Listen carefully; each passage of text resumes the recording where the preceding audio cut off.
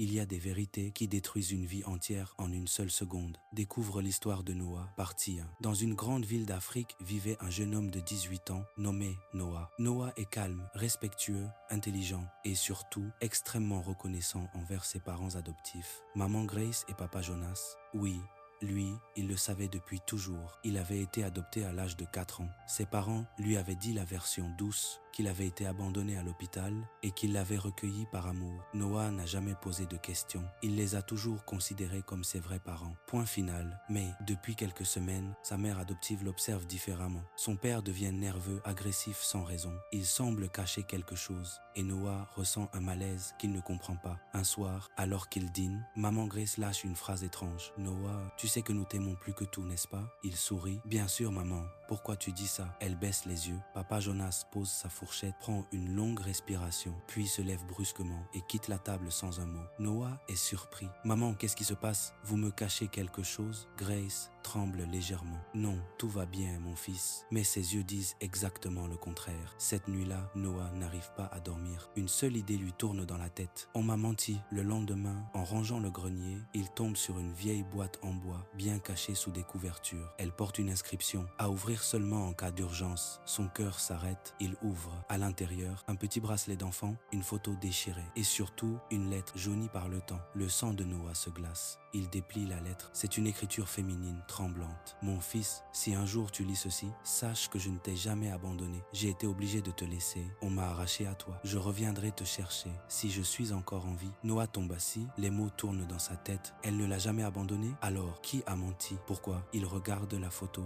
On y voit une jeune femme tenant un bébé dans ses bras. Le reste du visage est arraché. Juste en bas, un mot griffonné à la main. C'est mieux qu'il ne sache jamais. Noah sent son cœur exploser. Il dévale les escaliers et confronte sa mère. Maman, cette lettre, cette photo, c'était quoi? C'est qui cette femme? Pourquoi vous m'avez menti? Grace reste paralysée, puis son visage se couvre de larmes. Noah, écoute-moi, je t'en supplie, dis-moi la vérité, toute la vérité. La porte d'entrée s'ouvre violemment. Papa Jonas entre essoufflé. Quand il voit la boîte dans les mains de Noah, son visage devient livide. Et Grace, tu lui as laissé trouver ça? Noah les regarde choqué. Donc, c'est vrai, cette femme, c'est ma vraie mère? Où est-elle? Pourquoi vous m'avez volé à elle? Papa Jonas hurle. Noah, arrête de poser des questions. Certains secrets doivent rester enterrés. Noah serre le bracelet dans sa main. Je veux savoir où est ma mère biologique. Papa Jonas fixe Noah.